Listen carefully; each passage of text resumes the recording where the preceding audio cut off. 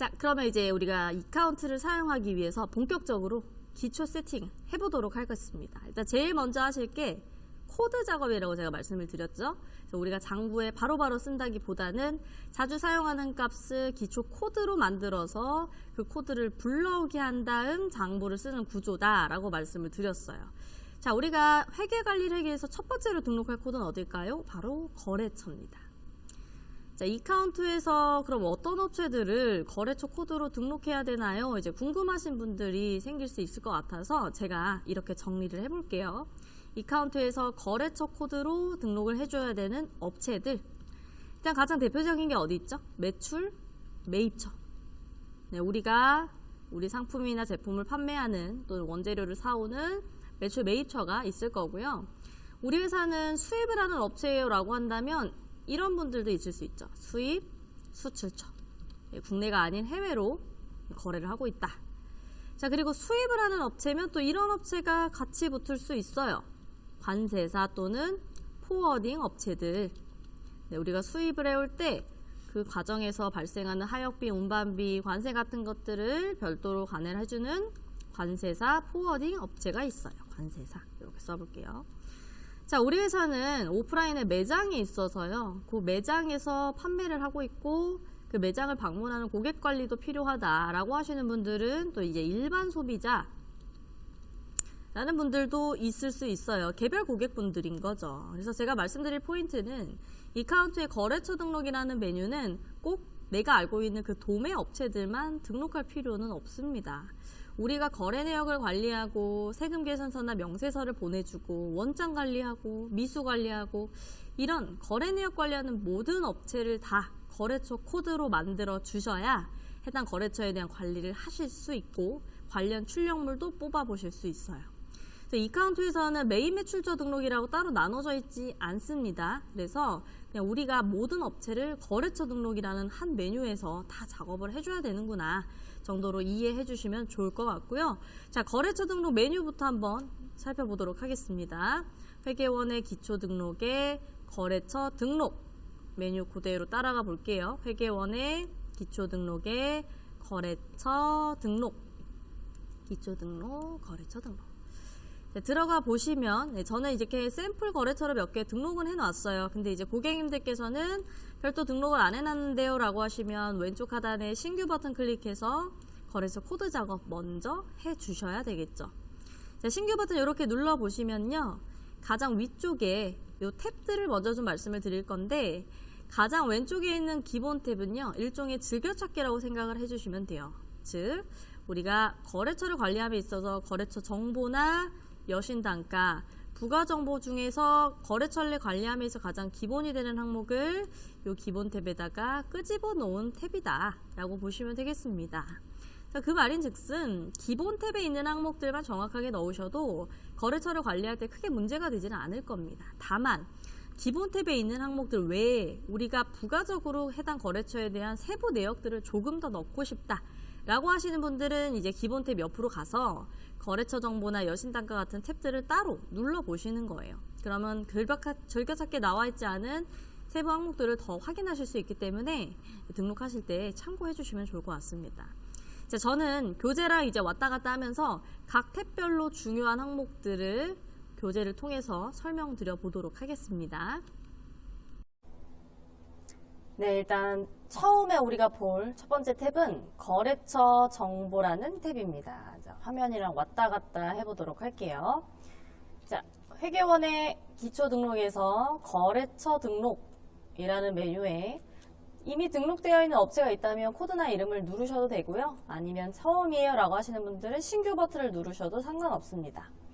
자, 신규 버튼 누르시면 거래처 정보 탭 이렇게 누르셨을 때 제일 먼저 나오는 게 거래처 코드라는 값이에요. 그래서 많이 하시는 질문 중에 하나가 이카운트에서 거래처 코드는 무슨 번호로 만들어야 되나요? 라고 질문을 많이 주시는데 저희가 권장드리는 값이 있습니다. 거래처 코드는 이카운트에서 사업자 번호를 넣는 것을 권장드리고 있습니다. 권장드린다는 것은 사실 필수는 아니에요. 그래서 임의의 값으로 번호를 만드셔도 상관은 없는데 권장드리는 이유가 크게 두 가지가 있어요. 자, 이카운트에서 거래처 코드를 사업자 번호로 권장드리는 이유 이렇게 정리를 해볼게요. 자, 첫 번째는 이카운트에서 코드는 중복으로 기재할 수 없습니다. 그래서 각 코드는 두 개가 생길 수 없고 무조건 각 코드 고유 번호를 만드셔야 되는데 우리 대표적인 업체들의 고유 번호가 사업자 번호죠. 그래서 중복으로 코드를 등록하는 것을 미연에 방지하고자 사업자 번호를 넣으세요 라고 말씀을 드리고 있고요. 자, 두 번째는 이카운트에서 세금 계산서를 발행하는 업체입니다 라고 하는 분들은 더욱더 사업자 번호를 넣는 것을 권장드리고 있습니다. 두 번째 이유는 프로그램 구성과 관련되어 있기 때문에 다른 항목이랑 연결해서 설명을 드릴 건데요. 자, 어떤 항목이냐면 교재에 보시면 하단에 있는 세무신고 거래처라는 항목과 연관이 되어 있습니다. 자, 이 세무신고 거래처라는 항목은요, 이카운트에서 세금 계산서를 발행하기 위한 주체가 되는 항목입니다. 그래서 세금 계산서를 제대로 발행하고 싶다라고 하면 세무신고 거래처 항목의 사업자 번호를 정확하게 넣어 주셔야 돼요. 자, 그런데 코드를 등록하는 화면을 한번 볼게요. 자, 거래처 정보 탭에서 제가 사업자 번호 10자리를 한번 임의로 만들어서 넣어 보도록 하겠습니다. 이런 식으로요. 그리고 상호는 저희 회사 이름을 한번 넣어 볼게요. 자, 그리고 이제 밑으로 가보시면 거래처 정보 탭에 세무신고 거래처라는 항목이 이렇게 밑으로 붙어 있는데 이 항목을 잘 보시면요. 거래처 코드를 동일하게 따라가도록 기본값이 체크가 되어 있어요. 그 말은 사업자 번호의 코드를 넣으면 알아서 그 사업자 번호가 세무신고 거래처 항목으로 들어가기 때문에 다른 항목을 두 번 입력하실 필요가 없다는 겁니다. 그런데 이제 이런 회사가 있을 수도 있겠죠? 우리 회사는 임의의 값으로 코드를 만들고 싶은데요? 그러실 수 있죠. 필수값이 아니라고 말씀드렸기 때문에 이런 식으로 임의의 값으로 코드를 만드셔도 됩니다. 다만 임의의 값을 코드로 넣으시면 세무신고 거래처 항목에도 코드를 따라가기 때문에 임의의 값으로 들어가 버려요. 근데 우리 회사는 이 거래처한테 계산서를 끊어야 된다. 그러면 이렇게 넣어버리면 계산서 발행 안 되겠죠? 그래서 우리가 만약에 임의의 값을 코드로 만든다라고 하시는 분들은 세무신고 거래처 항목을요. 거래처 코드를 동일하게 따라가게 하지 마시고 직접 입력이라는 곳을 체크해 주셔야 합니다. 내가 직접 사업자 번호를 따로 넣을게요 라는 의미로 직접 입력이라는 부분을 체크한 다음에 사업자 번호 10자리를 이런 식으로 별도로 따로 입력을 해 주셔야지 계산서 발행을 하실 수 있어요. 자, 그런데 이제 이렇게 체크하고 또 사업자 번호 넣는 것은 좀 번거롭죠. 그래서 제가 번거롭다고 말씀드리는 기준은 클릭이 많아지고 입력이 많아지는 거예요. 우리가 실무를 하기 위해서는 빠른 속도 전이 필요할 수도 있으니까 그래서 웬만하면 입력과 클릭을 좀 줄이는 방향으로 저는 간단한 방법을 통해 설명을 드리려고 합니다. 그래서 직접 입력이라는 부분 한번 살펴봤고요. 그럼 이제 궁금하시겠죠? 가운데 있는 검색 입력은 도대체 무엇이냐? 자, 이거는 제가 강의 자료를 통해 한번 설명드려 보도록 하겠습니다. 자, 이런 식이에요. 자, 우리 회사가 세무신고 거래처 항목에서 검색 입력을 해야 되는 경우. 자, 우리 회사의 거래처가 이런 식으로 구성이 되어 있어요. 자, 포인트는 뭐냐면 이카마트라는 곳에 거래처가 있는데 우리 회사의 거래처인 이카마트는요. 본사가 이렇게 있고요. 그 밑에 지역별로 지점들이 따로따로 나누어져 있는 상태입니다. 우리 회사는 지점들과 본사로 전부 다 거래를 다 하고 있어요. 그래서 거래처별 거래 내역 관리를 한다라고 하면 구로지점과 가산지점 그리고 본사 셋 다 거래처 코드로 만들어는 놓아야 되겠죠. 그런데 이제 우리가 나중에 매출이 발생한다라고 하는 시점에 구로지점과 가산지점 이렇게 두 가지 업체에서 매출이 다 발생을 했고요. 그런데 이 매출에 대해서 나중에 세금 계산서를 발행을 할 때는 지점 명의로 계산서를 끊지 않고 본사 기준으로 계산서를 다 묶어서 끊고 싶은 거예요. 그래서 거래 내역 관리는 각 지점별로 따로따로 하겠지만 세무신고, 즉 우리가 계산서 발행만은 본사로 묶어서 다 발행을 하고 싶다라고 하시는 분들이 활용하실 수 있는 게 세무신고 거래처에서 검색 입력이라는 기능입니다.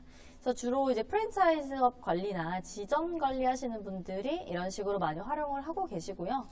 자, 어떻게 입력을 하는지 화면을 통해 보여드리도록 할게요.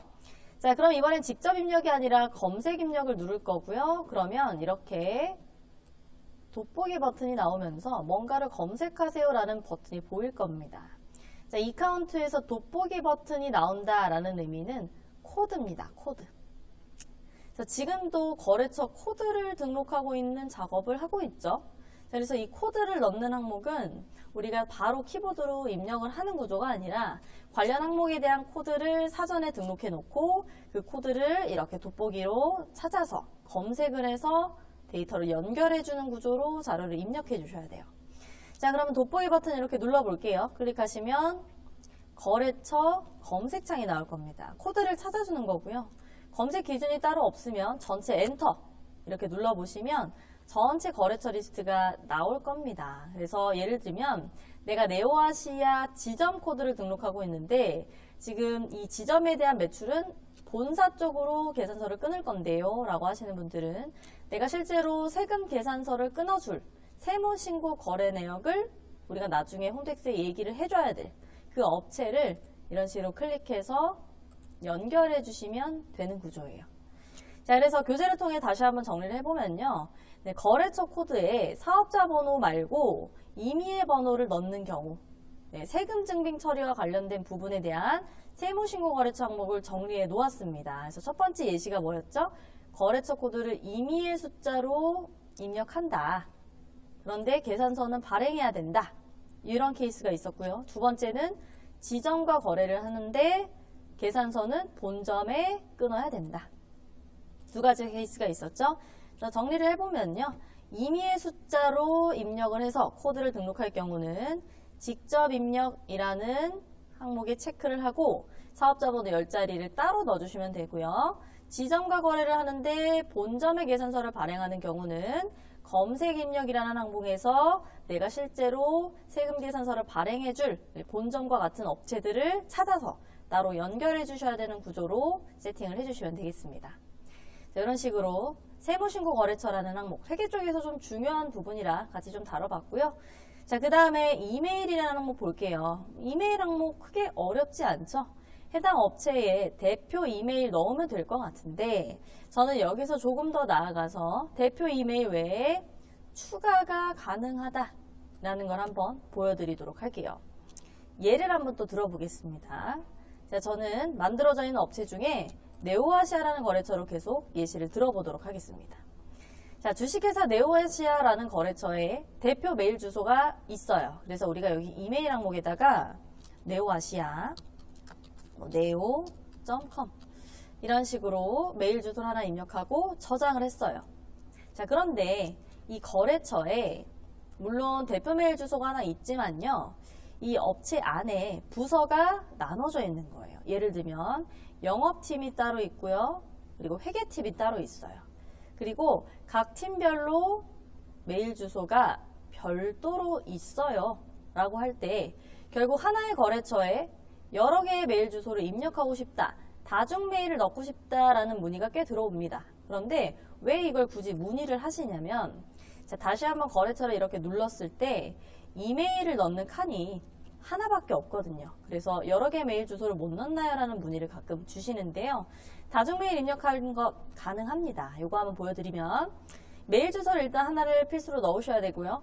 이메일 항목을 이렇게 클릭만 제가 해볼 거예요. 자, 클릭하시면 오른쪽에 숨겨져 있던 FM 버튼이 나옵니다.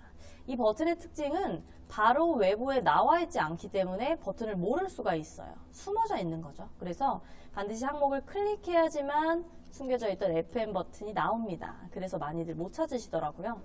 이 FM 버튼은 이제 펑션 키의 약자로서 이 버튼을 누르면 뭔가 추가적으로 기능이 더 숨어 있구나 라고 생각을 해주시면 좋을 것 같아요. 실제로 FM 버튼 제가 이렇게 눌러보면 추가라는 버튼이 나오고 있죠. 그래서 FM 버튼에 추가 버튼 이렇게 눌러보시면요.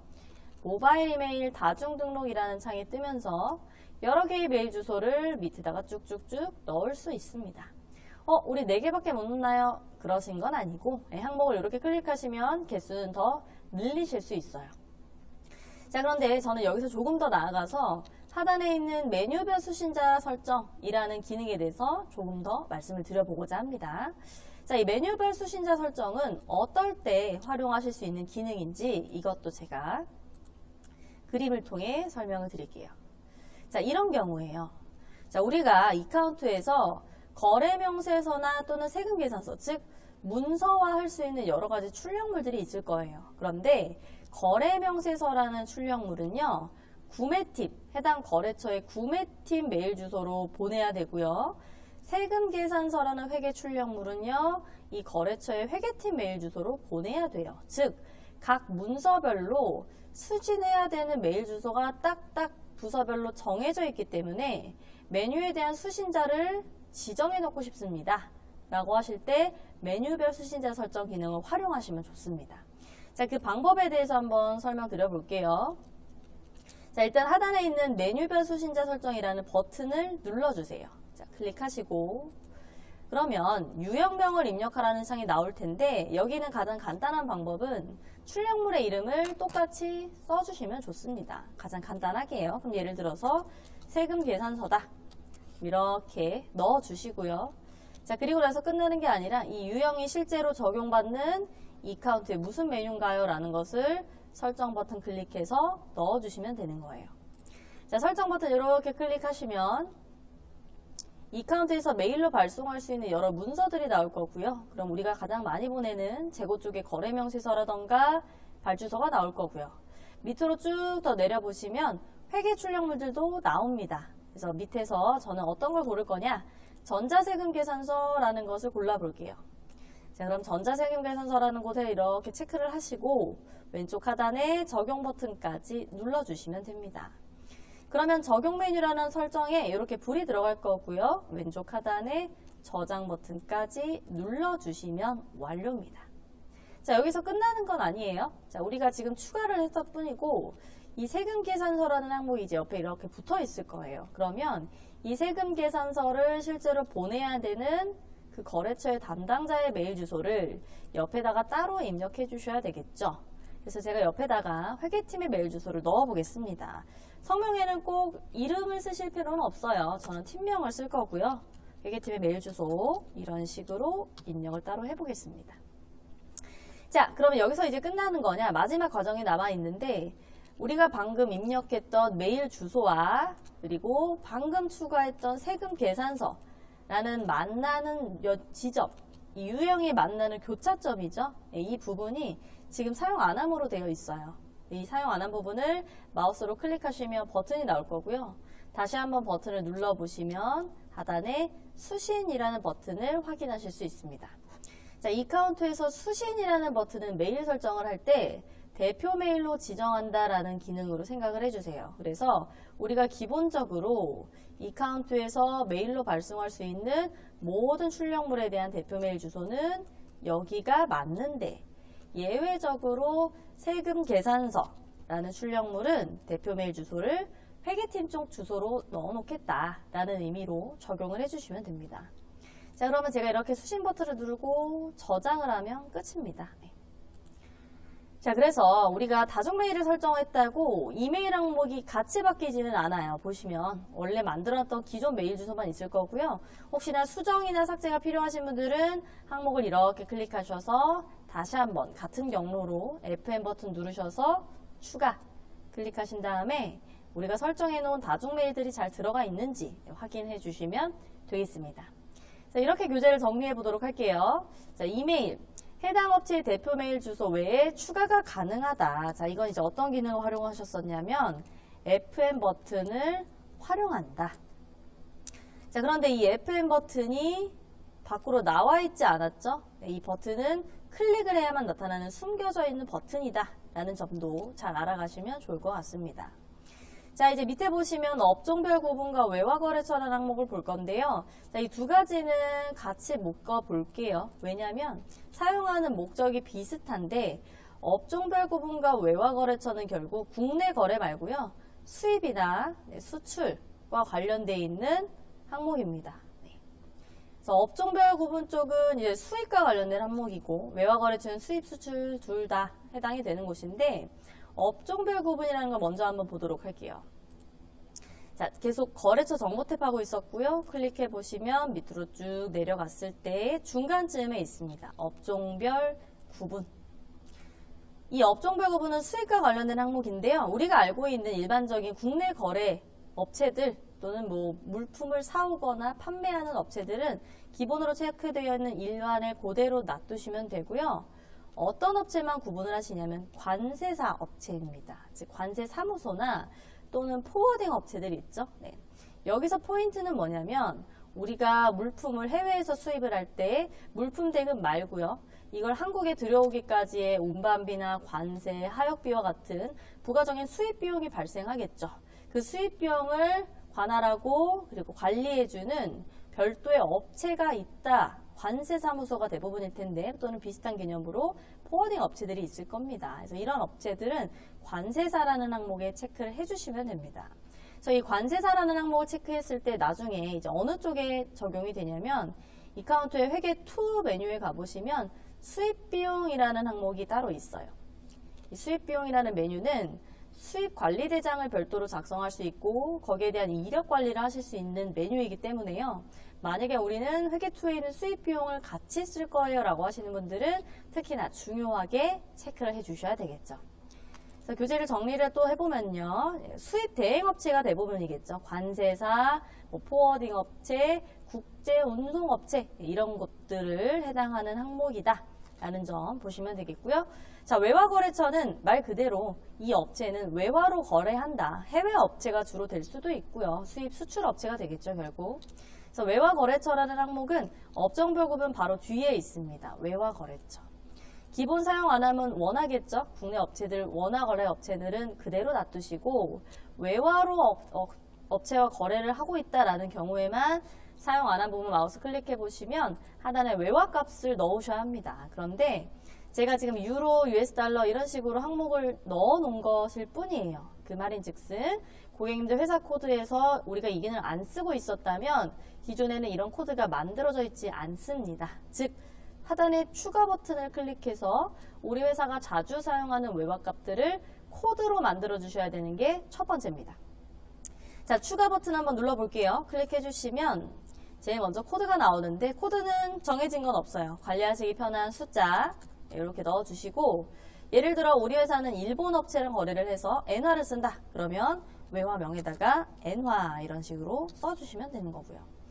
밑에 보시면 환율이라는 항목 나올 텐데 환율값은 이 항목에서 필수 항목은 아닙니다. 왜냐하면 우리가 환율 같은 경우는 그때그때마다 변동이 자주 되기 때문에 이걸 미리 고정해서 넣어놓다기보다는 거래가 발생할 때 그때 환율을 넣는 칸이 또 따로 있어요. 그래서 변동환율 쓰시는 분은 환율을 비워놨다가 거래 내역을 작성할 때 그때 쓰시면 되는 거고요.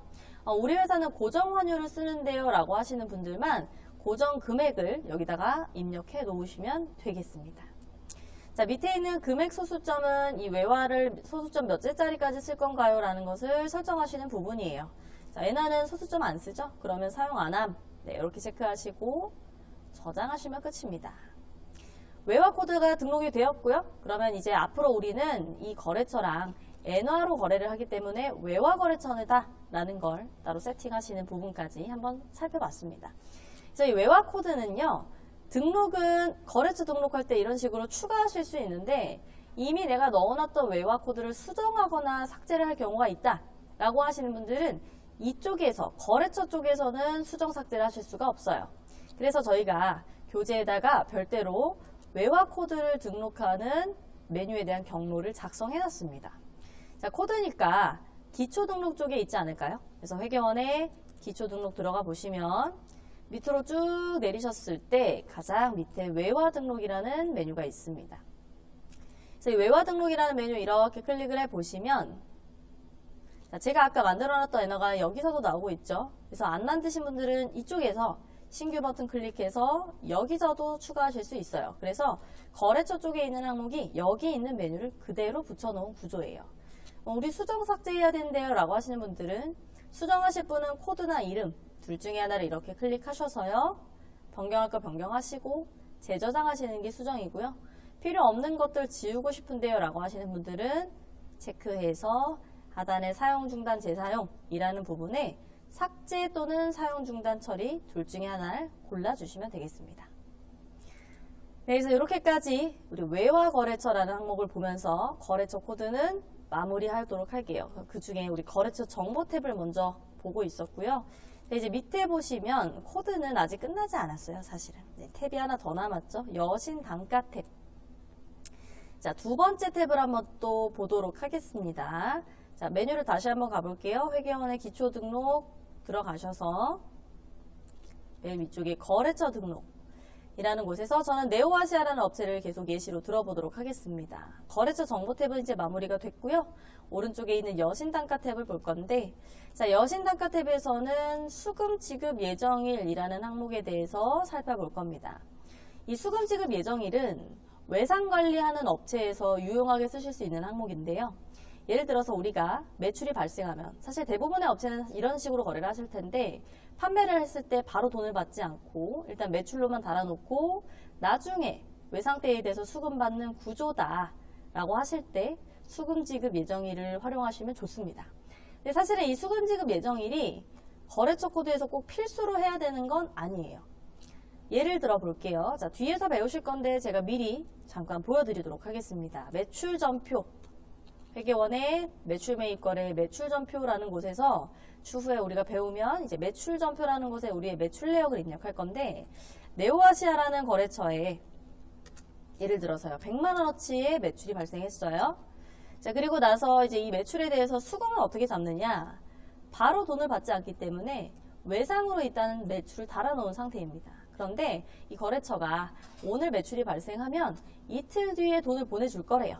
그러면 외상 매출이라는 건 결국 어떤 거죠? 채권이죠. 우리가 받아야 될 돈. 그리고 이 채권에 대한 돈을 받아야 될 만기일자가 정해져 있는 거예요. 그러니까 어떻게 입력을 하시면 밑에 보시면 이런 작은 숫자와 날짜가 보일 텐데, 이게 채권 관리를 조금 더 중점적으로 할 수 있도록 만들어 놓은 항목입니다. 둘 중에 하나 이렇게 마우스로 한번 클릭해 보시면 채권 번호와 만기일자를 해당 매출 내역에 외상대로 인해서 적용을 해 놓으실 수가 있어요. 그럼 예를 들어서 오늘이 1월 11일이다. 이틀 뒤에 이 채권에 대해서 돈이 들어올 거다 라고 한다면 만기일자를 1월 13일 토요일로 실제로 돈이 들어올 날짜로 입력을 해놓고 저장을 해주시는 거예요. 그러면 이 만기일자를 어떤 식으로 활용할 수 있는지 보여드릴게요. 회계2 메뉴를 잠깐 갈 겁니다. 회계2 메뉴에서 자금계획이라는 메뉴를 한번 들어가 보도록 하겠습니다. 회계2의 자금계획. 자, 자금계획이라는 메뉴 눌러보시면 계획전표 현황이라는 메뉴로 바로 넘어갈 거고요. 자, 저는 캘린더 양식으로 천 단위를 밑으로 쭉 내려보시면 뺄 수 있어요. 전체 금액을 다 보고 싶어서 천 단위를 빼고 검색 버튼을 눌러보시면 캘린더이기 때문에 달력으로 나오겠죠. 자, 이런 식으로 달력에 예금이 이때쯤 이만큼의 금액이 늘어날 겁니다 라는 걸 표시해 놓습니다. 그럼 이제 궁금하겠죠. 왜 이때쯤에 예금이 늘어나냐? 그럼 이제 이 이력을 이렇게 눌러보시면 바로 연결해서 확인하실 수가 있어요. 아, 내가 1월 13일에는 외상 때 채권 발생한 게 그때 있어서 외상 매출로 인해서 이때 거래처가 돈을 보내줄 거라서 110만 원의 금액이 들어올 거니까 자금이 이런 식으로 흘러가겠구나 라는 것을 보실 수 있어요. 그러니까 계획이기 때문에 사실상 돈이 지금 들어온 건 아닌데 이때쯤에 들어온 거다라는 걸 미리 이런 식으로 체크를 하실 수 있기 때문에 이 자금 계획 메뉴는 추후에 나중에 추정 자금일보라던가 자금 월보, 즉 돈이 아직 실제로 찍혀 있지는 않지만 이때쯤에 돈이 이렇게 내려올 거니까 우리는 그럼 미래에는 이런 식으로 자금을 활용하면 되겠구나 라는 것을 확인하실 수 있는 출력물입니다. 그래서 이 자금계획 메뉴를 활용하려고 만기일자를 쓰는 건데요. 근데 지금도 보셔서 아시겠지만 제가 굳이 수금 지급 예정일을 걸어놓지 않아도 매출 매입 거래를 입력할 당시에 만기일자를 그때그때마다 바꿔서 쓰실 수도 있어요. 그럼에도 불구하고 수금 지급 예정일은 그럼 왜 이렇게 세팅을 하냐라고 궁금하실 것 같은데, 이 수금과 지급에 대한 외상 관리에 대해서 날짜가 불규칙한 회사 같은 경우는 지금처럼 하시는 게 낫겠죠. 그런데 예를 들면 이 회사는 항상 이번 달 매출이 발생하면 무조건 다음 달 5일에 전체 외상대에 대해서 수금을 할 거다라고 이제 입력할 수 있는 날짜가 딱딱 정해져 있다.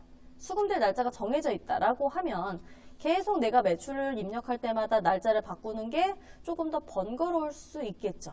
그래서 설정을 해놓으시면 편한 기능이 수금 지급 예정일이에요. 자, 그거 한번 설정하는 거 볼게요. 회계원의 기초 등록에 거래처 등록 다시 한번 들어가 보도록 하겠습니다. 자, 클릭해서 저는 네오아시아로 계속 예시를 들 거고요. 자, 위쪽에 있는 여신 단가 탭 눌러서 수금 예정일을 지정해 볼게요. 즉 매출처는 수금 예정일인 거고요. 매입처는 지급 예정일인 겁니다. 그럼 예를 들어서 우리 회사는 이 네오아시아에 대한 거래가 외상으로 발생하고 이 외상에 대한 수금은 거래가 발생하고 나서 한 달 뒤 5일에 전체로 다 묶어서 받는다 라고 하면 가운데 체크를 해야 되겠죠. 한 달 뒤 그러면 1개월 후 며칠에 받는다. 5일에 받습니다. 이런 식으로 입력하고 저장을 해주시면 됩니다. 그래서 기본 세팅을 하는 단계고요. 그럼 이거 세팅했을 때 어떤 식으로 입력이 조금 더 편해지는지 볼게요. 자, 다시 한번 회계원의 매출전표 들어가서 제가 똑같이 외상에 대한 내역을 입력할 겁니다. 세팅해 놓은 네오아시아라는 거래처를 넣어서요. 똑같이 100만 원을 저는 넣을 거고요. 자, 그리고 나서 이제 밑에 보시면 똑같은 외상이에요. 그런데 잘 보시면 만기일자가 제가 따로 바꾸지 않아도 오늘 날짜 기준 한 달 뒤 5일로 이미 세팅이 되어 있어요. 그 말은 일정한 외상에 대한 수금 관리가 필요한 회사다. 항상 날짜가 일정하다라고 하면 이렇게 자동으로 만기일자를 찍어주는 게 오히려 조금 더 편할 수 있겠죠. 그래서 우리가 외상에 대한 관리를 조금 더 편하게 그리고 정확하게 하기 위해서 수금 지급 예정일을 설정해 주시는 방법을 제가 말씀을 드렸습니다. 그래서 우리가 외상에 대한 만기가 그때그때마다 다르다라고 하면 굳이 실제로 세팅을 해 놓으실 필요는 없을 것 같은데 딱딱딱 정해져 있는데요. 이때쯤이면 항상 외상이 들어올 건데요. 라고 하시는 분들은 유용하게 쓰시면 되겠습니다. 수금 지급 예정일 교재를 통해 정리를 좀 해보면 채권 채무 발생 시점에 수금 지급할 예정일이 딱딱 정해져 있어요. 거래처별로 라고 했을 때 세팅을 하시는 거고요. 이 내역은 나중에 매출 매입 전표를 입력할 때 만기일자 쪽으로 적용을 받을 겁니다. 그리고 이 만기일자가 찍히면 회계2의 자금 계획이라는 메뉴에서 이때쯤이면 돈이 회사에 들어올 거다. 어떠한 이유로 라는 이력 관리와 동시에 추정 자금일보나 추정 자금 월보를 통해 미래 우리 회사의 자금에 대한 계획을 세워볼 수 있다 라는 부분을 설명드리면서 여신단가탭의 수금 지급 예정일은 이렇게 마무리하도록 하겠습니다.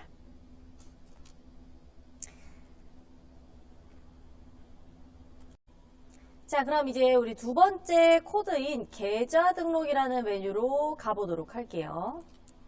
자, 이카운트에서 관리할 우리 회사의 통장을 등록하는 메뉴인데요. 사실 계좌 등록이라고 생각하시면 뭔가 예금 통장만 넣어야지라고 많이들 생각을 합니다. 그런데 그것 외에도 투자 상품이나 대출 상품 등을 더 넣으실 수 있어요. 그 말은 투자 상품, 대출 상품들을 보통 이제 뭐라고 부르시냐면 금융상품이라고 많이들 말씀하시죠. 금융상품.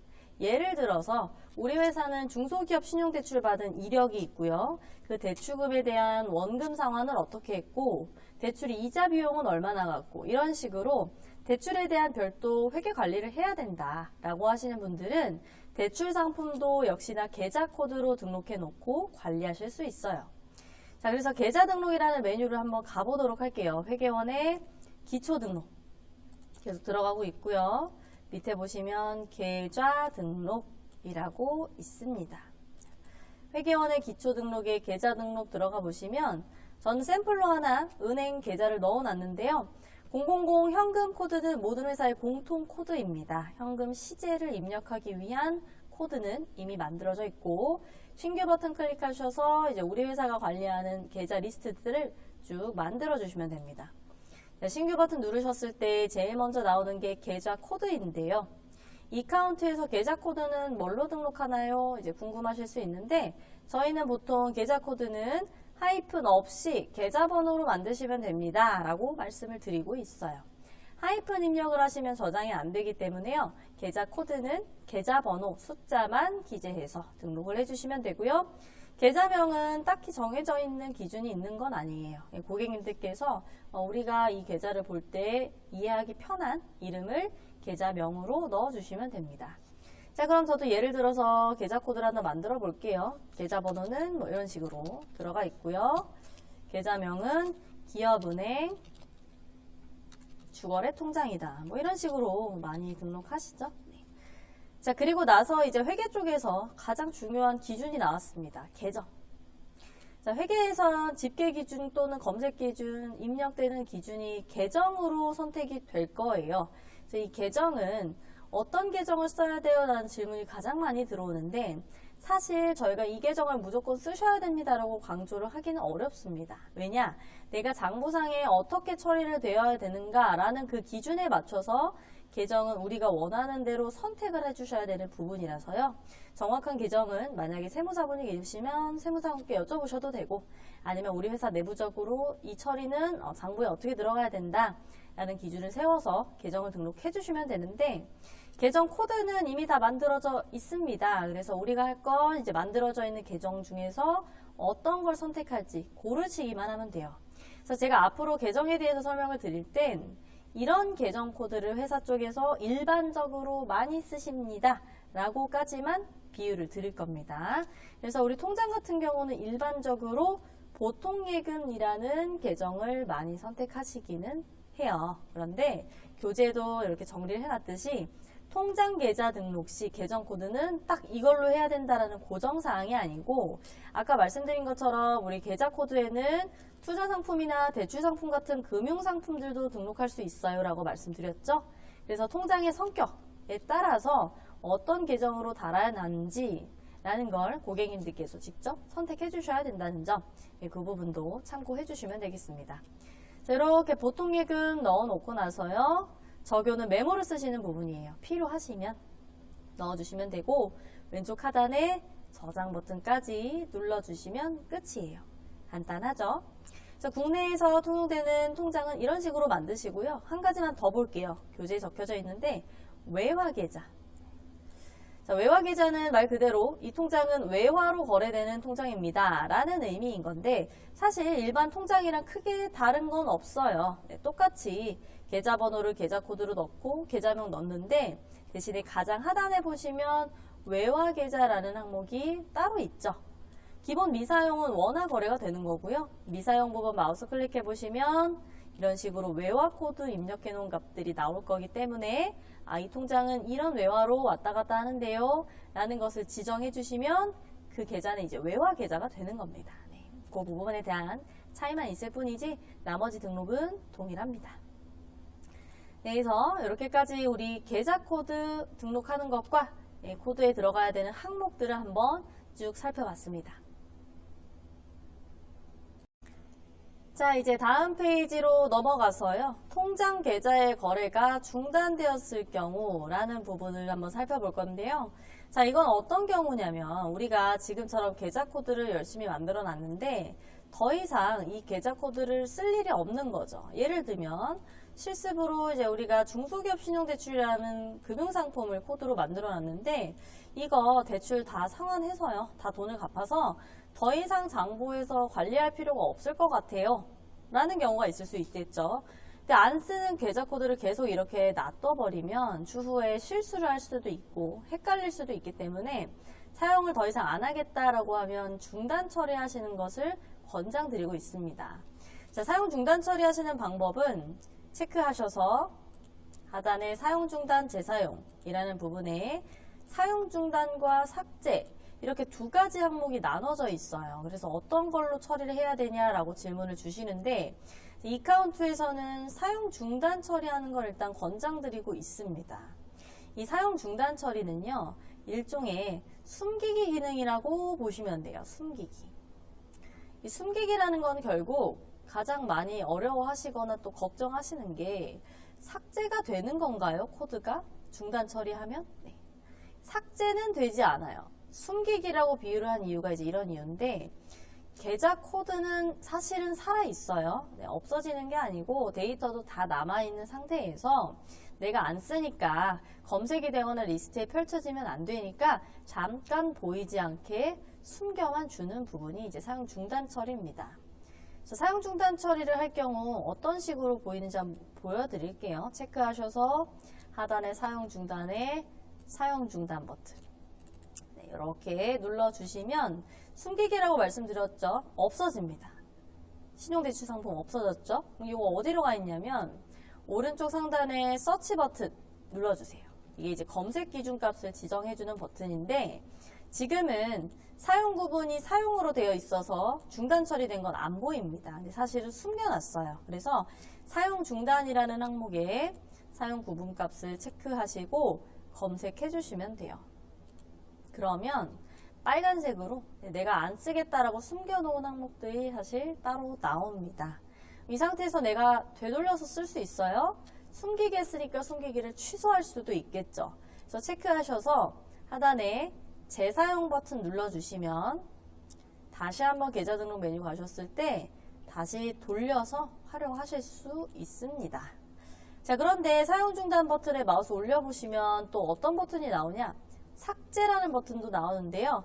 자, 일단 이카운트에서 코드는요, 웬만하면 삭제하는 것을 권장드리진 않습니다. 삭제는 하지 말아주세요 말씀을 드리는데 그 이유가 있어요. 일단 삭제를 한다는 건 이 코드로 입력한 데이터들이 만약에 하나라도 남아있다. 그럼 계좌 코드 삭제하실 수 없어요. 그렇기 때문에 과거에 입력한 모든 자료들을 다 지워야만 비로소 계좌 코드가 삭제가 돼요. 그런데 우리가 열심히 입력한 과거 내역을 굳이 삭제를 돌려서 하지는 않겠죠. 그래서 웬만하면 사용 중단 처리를 숨겨만 놓으셔라 라고 말씀을 드리고 있고, 가장 큰 차이가 삭제 같은 경우는 재사용해서 돌려서 쓸 수 없습니다. 아예 데이터 자체를 지우시는 항목이라서 웬만하면 혹시 모르니 나중에 돌려서 쓰실 수도 있으니까 중단 처리해 주세요. 그래서 저희가 교재에도 써놨어요. 사용 중단 처리를 한다. 네. 단 삭제는 하지 않는다. 네. 그 부분 참고해서 등록해 주시면 되겠습니다. 자, 그런데 요즘 사실 트렌드는요, 물론 제가 이제 항목에 대해서 설명은 드렸지만 우리 기초 등록을 할 때 특히나 거래처 코드 같은 경우는 이렇게 신규 버튼 눌러서 하나씩 넣으시는 경우는 요즘은 잘 이렇게 안 하십니다. 거래처 코드는 어떻게 많이들 올리시냐면 신규 버튼에 마우스 살짝만 올려보시면 이 기능이 있어요. 국세청 거래처 가져오기. 즉 우리가 홈택스에서 세금 계산서를 끊어줬거나 발행받은 이력이 있는 거래처들을요, 이카운트 쪽으로 쭉 끌고 와서 거래처 코드로 한 번에 등록을 해주는 굉장히 편리한 기능입니다. 그래서 이 국세청 거래처 가져오기를 눌러보시면 계산서가 매출인지 매입인지 선택하실 수 있고요. 날짜를 지정하실 수 있는데 최대 3개월까지라고 되어 있어서 3개월 전만 되는 줄 알고 계시는 분들이 많아요. 그런데 3개월 전만 되는 게 아니고요. 이 범위가 3개월이에요. 그러니까 3개월씩 끊어서 쭉 가지고 오시면 되겠습니다. 중복이 되는 업체는 알아서 필터해서 중복을 걸을 거기 때문에 이런 식으로 기간만 계속 조율하셔서 전체 업체들을 가지고 오면 등록하시기가 훨씬 편하겠죠. 그래서 홈택스에 신고되어 있는 거래처의 세부 정보들, 홈택스의 사업자 번호라던가 거래처명, 대표자명 이런 거 다 찍혀 있죠. 그런 내역들 알아서 코드의 항목으로 들어와 있을 거라서요. 우리가 부가적으로 입력할 게 좀 적기 때문에 요즘 많이들 이런 식으로 입력을 하세요. 자, 그런데 이 기능을 쓰시기 위해 한 가지 조건이 있습니다. 확인 버튼 이렇게 눌러보시면 홈택스 자료를 끌고 오는 기능이라서 인증서가 반드시 필요합니다. 그래서 인증서가 아직 저장이 안 되어 있는 회사라면 여기 확인 버튼 눌러보시면 이런 식으로 인증서를 등록하는 창이 나올 겁니다. 그래서 인증서 있는 PC에서 인증서 작업 이렇게 한 번만 하시고 그 다음부터는 계속 홈택스 자료 끌고 와서 코드로 만들어 주시면 되겠습니다.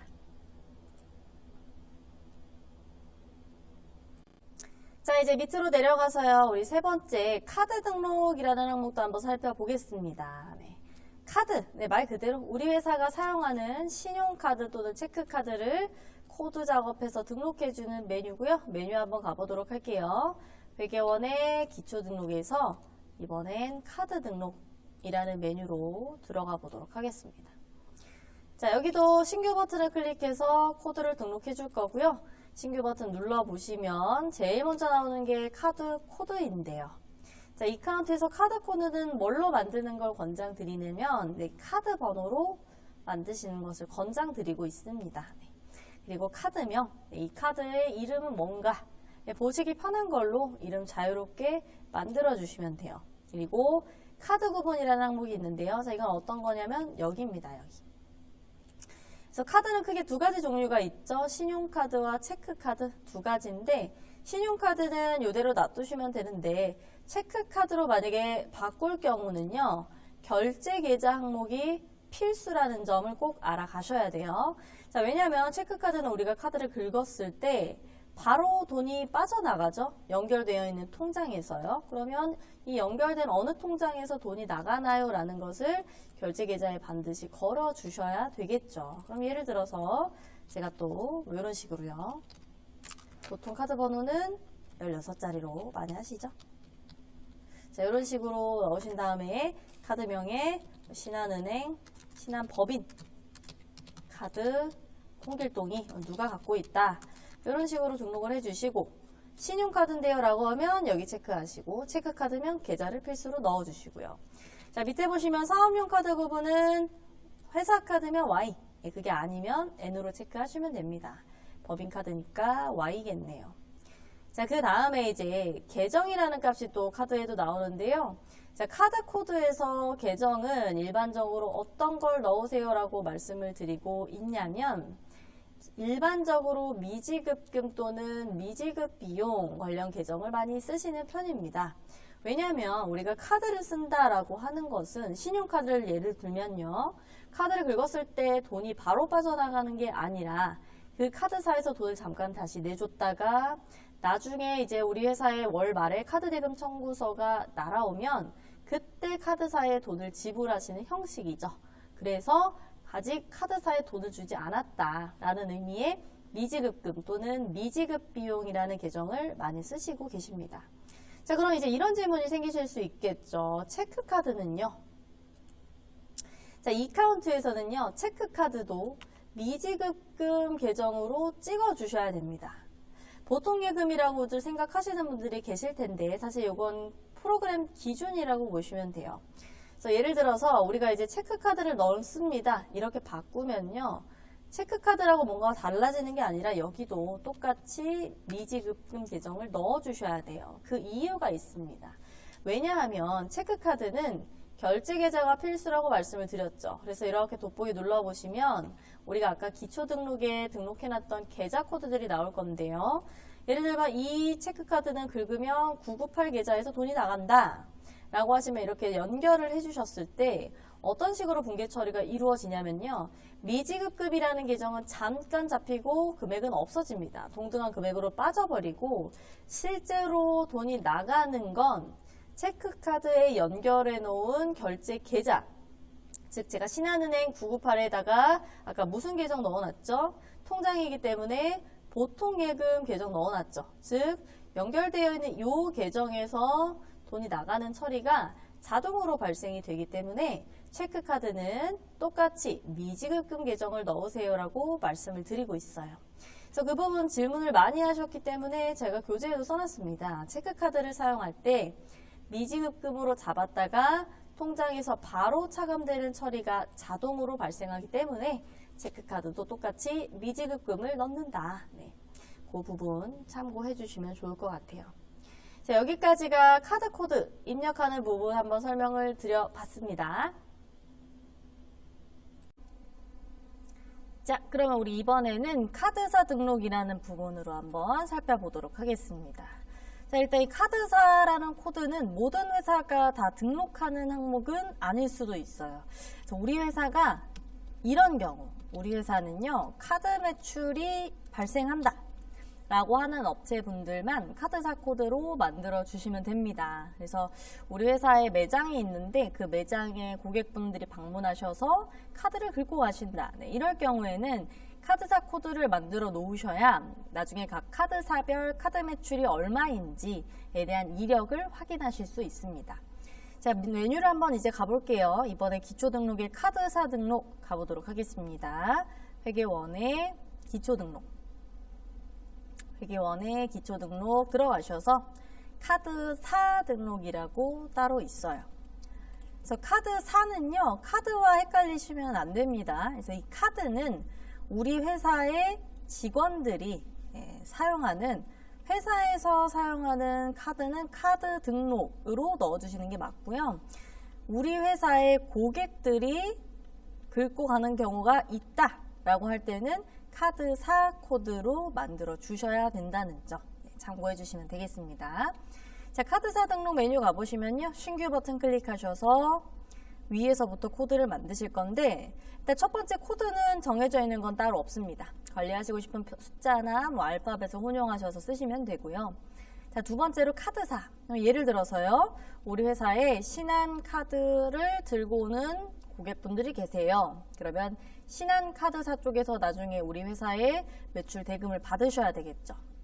자, 그리고 이제 입금 계좌라는 게 나와요. 왜냐하면 여기는 밑에 계정이랑 같이 볼게요.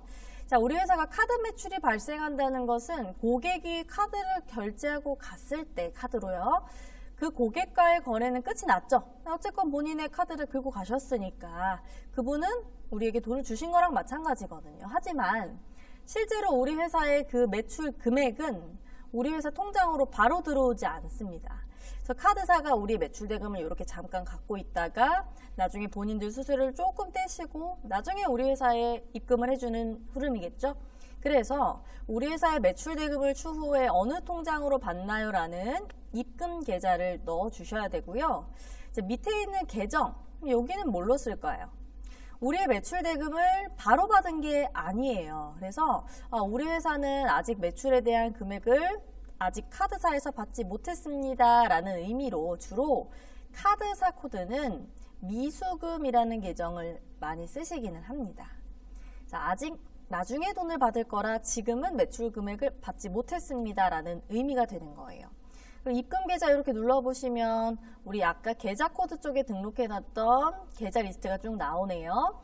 신한은행 통장으로 받을 거고요. 계정은 아직 돈을 못 받았어요 라는 의미의 미수금이라는 계정을 키시면 이렇게 미수금 계정 나올 거예요.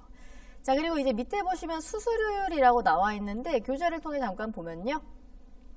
자, 수수료율은 필수는 아닙니다. 만약에 이 카드사의 수수료가 계속 변동이 되는데요 라고 하면, 변동이 잦다면 필수 입력 사항은 아니라는 점 비워 놓으셔도 저장은 가능합니다. 그래서 교재를 통해 정리를 해드리면요. 일단 여기 계정 부분이 좀 중요했었죠. 그래서 회계에서 우리가 나중에 매출 대금에 대해서 돈을 받을 겁니다라는 계정은 일반적으로 미수금 계정을 많이 쓰십니다 라는 점 참고해 주시면 되겠습니다.